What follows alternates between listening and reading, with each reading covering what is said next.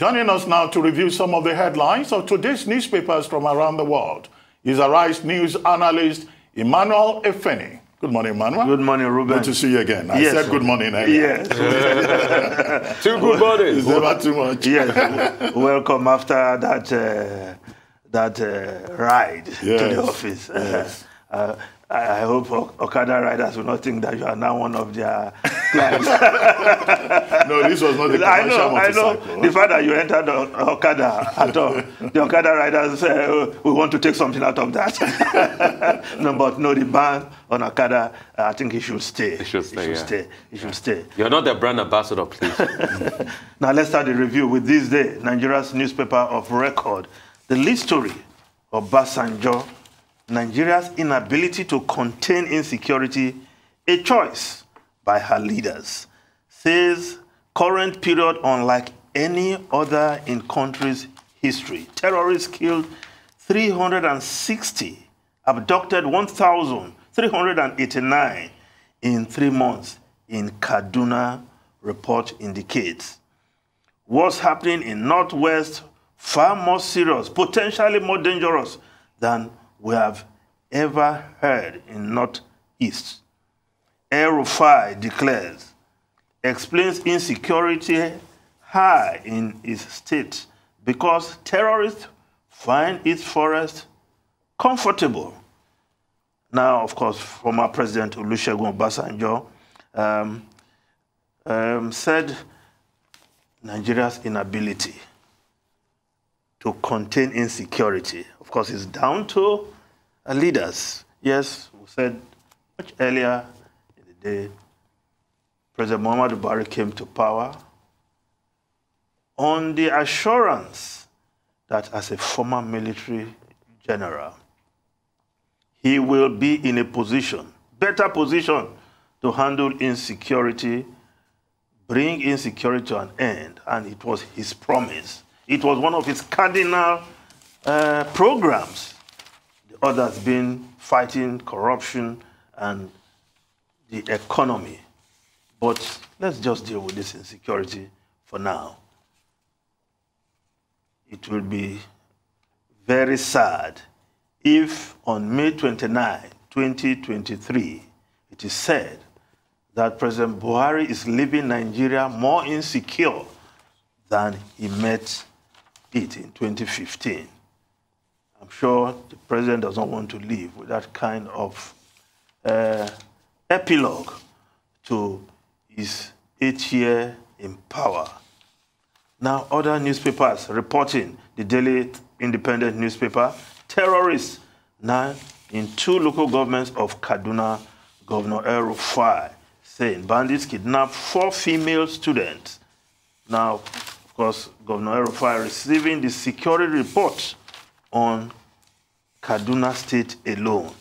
And yet, the figures being mentioned in 3 months are mind-boggling.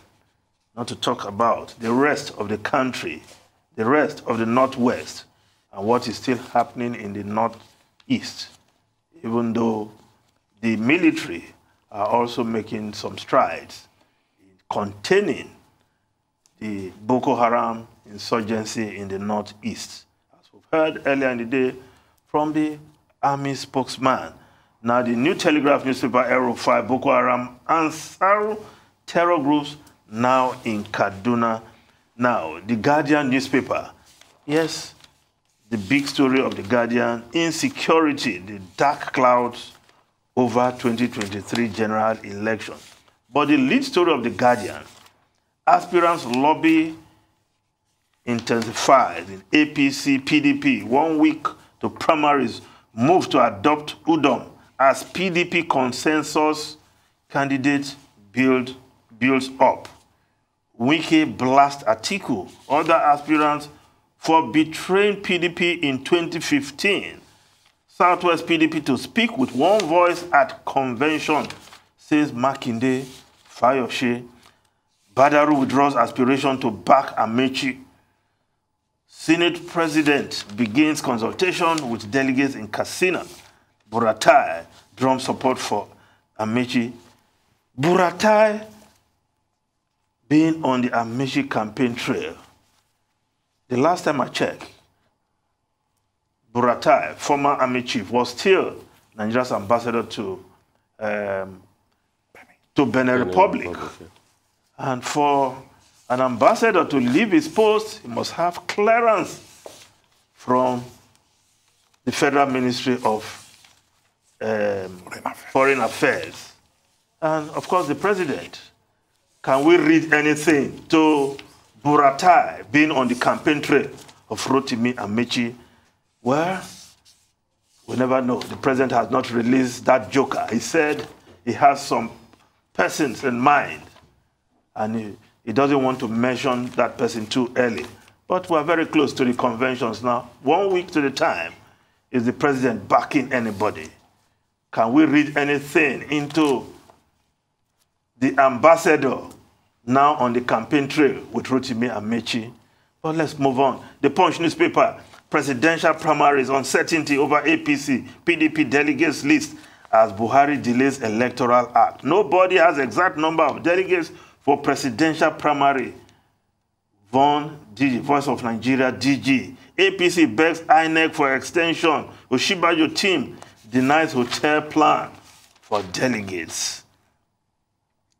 Now, the Nation newspaper, the lead story, pressure on APC governors over tickets for senators, reps. Intrigues threaten pact in some states. Yes, all progressive Congress are under pressure to respect and understanding with their party and National Assembly leadership to give automatic 2023 return tickets to some senators and House of Representative members. Of course, there's a list there of those being proposed for this automatic ticket right there on the front page of APC, now of the Nation newspaper. Now, the Daily Sun newspaper, Buhari unsettles APC aspirant. President silence, no show of preference so far, leave contenders in quandary. Fears of consensus option heightened. Yes. Well, said it, still waiting for the president, who said he has somebody in mind. I'm sure the APC aspirants, could it be me? Everybody will be saying to themselves. But if you know President Muhammadu Buhari, it takes his time. But just like for the position of APC chairmanship, maybe in the last minute, he will show his direction. Now, the Daily Trust newspaper, presidential ambition, Wike fire me Tambuwal, 6 other governors squander millions on private jets. Aircraft cost 5 million naira per hour. Rivers Sokoto governors compete for trips. Bumper harvest for private jet operators. Well, spending, your campaign spending, it has started. Who is monitoring the campaign spending of these aspirants? Where is the money coming from? Especially for those who are sitting governors. Are they dipping their hands into state funds to run their campaigns, travel and crisscross the length and breadth of Nigeria to canvass for votes from delegates? Well, the state assemblies and the people of the various states should be asking questions about how their commonwealth is being expended on political campaigns. Now, the foreign newspapers quickly. The Financial Times. EU block UK from 95 billion euro science project over Brexit row. Northern Ireland impasse hits research and development scheme. Universities plea for end to deadlock. Yes, the EU is blocking UK scientists from joining the 95 billion euro Horizon Europe research program, the world's biggest of such research programs, because of the row over post-Brexit trade in Northern Ireland. Yes, the UK supposed to be an associate member of that program, going by the Brexit agreement. But in a situation where Boris Johnson is threatening to tear apart the Northern Ireland Protocol, then EU is saying UK scientists cannot access this fund, and universities, scientists are worried, and they are calling for an end. Perhaps the UK scientists should plead with the Prime Minister to respect agreements already reached in the Brexit deal. Now, the Times of London, doctors to give sleep app rather than pills. Yes, this is a new one, Rufai. Digital therapy, more effective and cheaper. Yes, those suffering from insomnia will now have to be given HAP. It's a groundbreaking introduction into the NHS. Instead of pills, millions who suffer from sleeplessness will be given HAP to deal with this. That's Some good. strides, Ruben. That's good. Technology. In science. That's good. At least you take out the need to use sleeping pills. It costs a lot of cost. Because when you look at sleeping itself, there's a science to sleep. And I'm sure that that app will have all the embodiments of that science, you know, that will help people hit something they call REM sleep on time. Because it's not just even closing your eyes to sleep. The question is, are you sleeping well? Is the body getting the rest? Are you hitting the point where you dream? Which is said to be a very good point in sleep because the body is well rested, which is REM sleep. So I'm sure that app will be able to not just send you to sleep, but also monitor the quality of sleep. Because it's not just about sleep. Then the quality of sleep comes to play again. And I can tell you millions of people around the world are not getting quality sleep, even if they shut their eyes in the night. Ruben, just before you come in, one more story from The Guardian, UK. Fury as Johnson escapes Partygate with single fine. Civil servants and advisors are not happy that of the 126 fines given after the inquiry into that Partygate ended, that Boris Johnson only got one. Yes, okay. Let me start with Boris Johnson. Yes. There's, considerable fury and disbelief, even among members of the Tory party, or those supporters of, Boris Johnson, the Prime Minister. They are relieved. They've received it with a feeling of relief. The civil servants and the general populace and the opposition party, they are dismayed that, look, after 4 months of investigations and work by the Metropolitan Police under what was called Operation Hillman, that, the Prime Minister is now in the clear and he's just getting away with just one fine because they categorically said that there will be no additional action, and the Operation Hillman has been shut down. Carrie Johnson, the wife of the Prime Minister, is also not paying any more fines. The Chancellor, Rishi Sunak, is also not paying any more fines. But now, Sir Keir Starmer and others are now calling for a quick release of the Sue Gray report because the Sue Gray report has not been released. They were waiting for the police to finish their own investigations. So the people are saying, well, government cannot spend £460,000 of taxpayers' money, and they'll just give out only 126 fines. So they think it's a waste of money, it's a waste of time. But so everyone is now calling for immediate release of the Sue Gray report. And Sue Gray herself is demanding that she should be allowed to name specific persons in the report. And we're hoping that that will be done. If that is done, then of course maybe there is no closure yet on Partygate from June 2020. As for the sleep app that the Times reported on its front page, the app is called Sleep You. And the app is mastered by, a certain character, digital character called the Professor.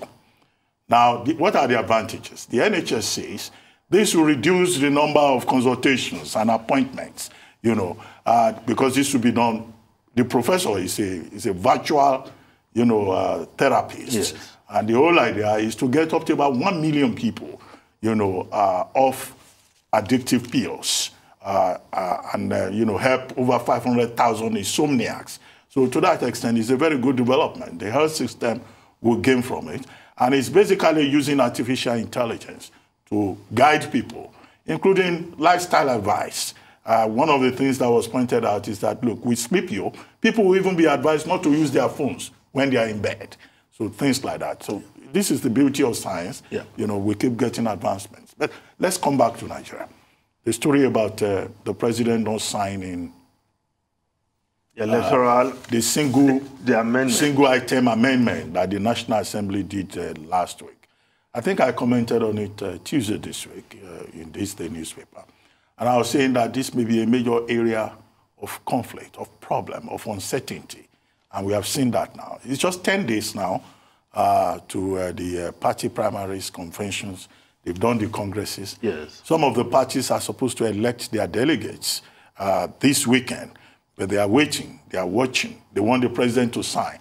The House of Reps Minority Caucus is putting pressure on the president. The National Assembly is also saying the president should sign. But as you speak, the president has traveled. He has gone to the UAE.